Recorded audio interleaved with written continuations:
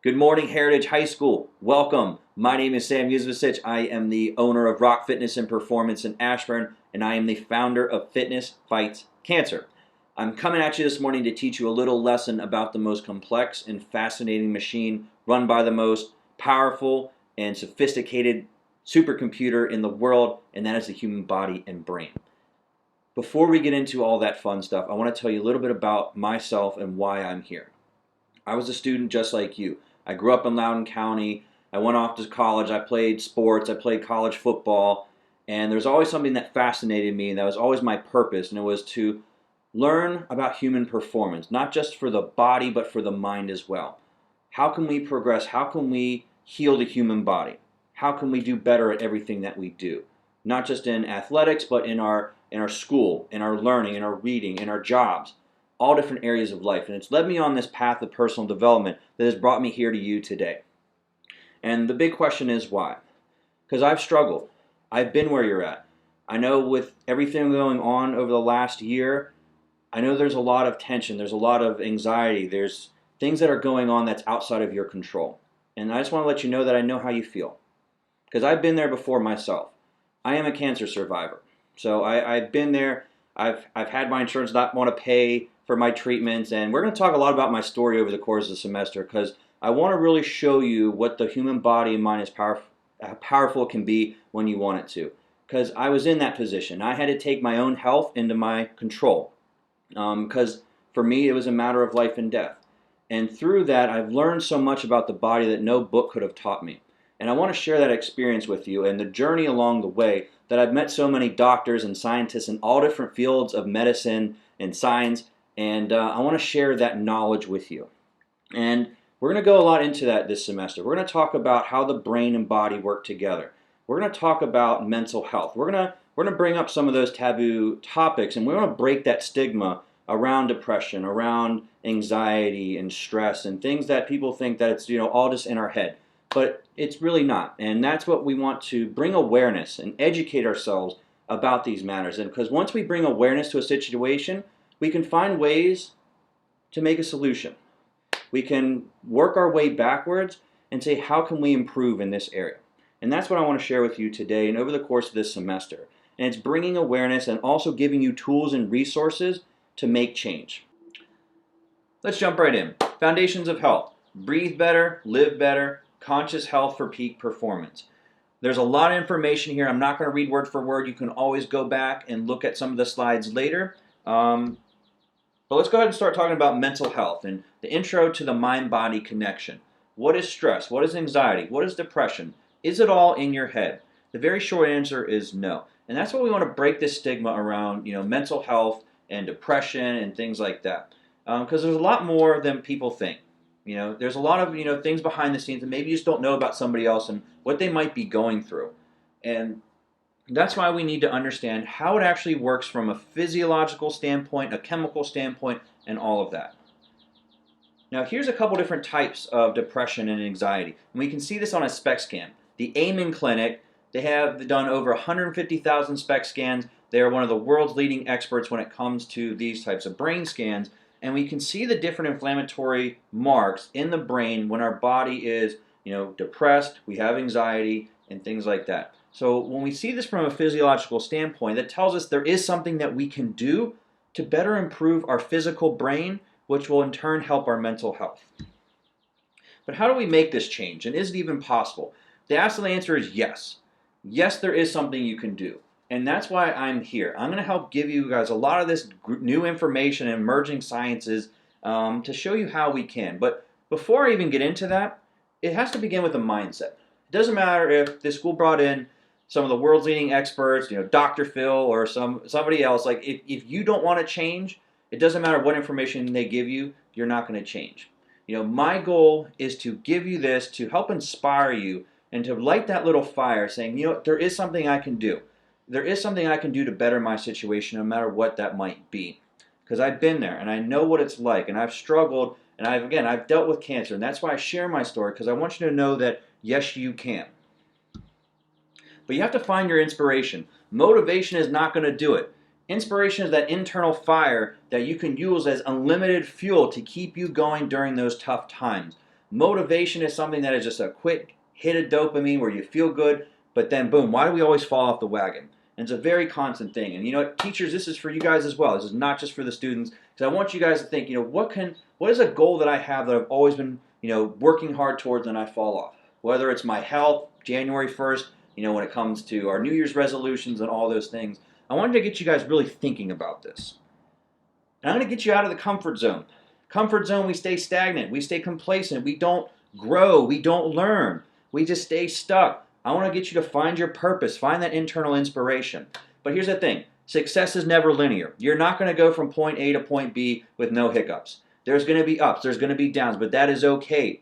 Failure is not true failure until you give up on yourself. You can learn from those mistakes. It's all about perspective and taking, what some people use as a negative, like my cancer, and I use that for a positive to learn so much about science and medicine. And that's why I'm here, and I wouldn't be here for that if it wasn't for my ability to push through, my ability and my desire to want to get better and to want to learn more about the human body. But let's go ahead and start with our what, and then find our why. That's going to be the inspiration factor. So what does that end goal look like for you? Whether it's a physical goal that you have for yourself, your physique, whether you want to look a certain way, you want to perform a sport a certain way. Again, it could be even an instrument. It could be anything that you want. What do you want out of life?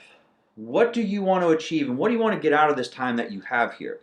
And how do you want to control, again, if you're dealing with some type of mental health problem, how can I better control my anxiety? What would that look like to you? What would it look like if you can control a situation that would give you either a panic attack or really bring up a lot of anxiety?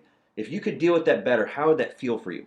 So I want you to think of three things. Think of three things that you would like to work on in your life. It could be anything. Now, what is the why behind it? That is the inspiration factor. Why is that important to you? We always follow, pleasure or pain. What is that end goal? If you can do that, what is the gain? What is that nice, the pleasureful gain that you can get out of that? What is the pain if you don't? If you don't, change your health, whether you're going down, a certain path and you've been falling off the wagon, what's going to happen if you don't work on your health, your physical or mental? What happens if you don't study for that test? What happens if it could be anything. But I want you to write that down. What is your why behind each of your goals, the whats? So let's go ahead and break down what is health. This is a very tough topic because you can have 10 doctors saying one thing about one diet, 10 say another about another. And again, we get all these misconceptions, and Instagram does not help with any of that. And all of our influencers and Instagram models, they really don't give a great perception. So what I want to do is I want to keep it real with you guys, and I want to tell you what health really is and break it down very simplistically. I call it the triad of health. We can break down health into three sections: our structural body, our chemical body, and our mental health. Each of these sides directly correlates with the other. If there's something that happens on your chemical side, whether it's a hormone imbalance, a simple hormone imbalance can cause a direct spike in anxiety. Hormone imbalance, like a breathing, a respiratory issue. If we're a mouth breather versus a nose breather, that right there will raise our inflammatory marks, but also that will weaken our tendons, weaken our ligaments if we have a lot of cortisol running through our body. So here's a couple, if we're stressed, if let's say we have an exam that we didn't study for later this afternoon, that is a mental stress. It's not something real that's in your body that's going on physiologically. But what that mental stress does is it creates cortisol, which is a physical thing. So again, something that came from out there in our mind that we are stressing about is creating cortisol. And that cortisol, again, weakens our bones, weakens our ligaments. We're going to talk on the next slide about all the different things that stress does in the body. Increased blood pressure, increased heart rate. Our immune function drastically drops when we are stressed out. It's much easier for you to get a cold and a flu if you're under a lot of stress, and that anxiety just amplifies that stress.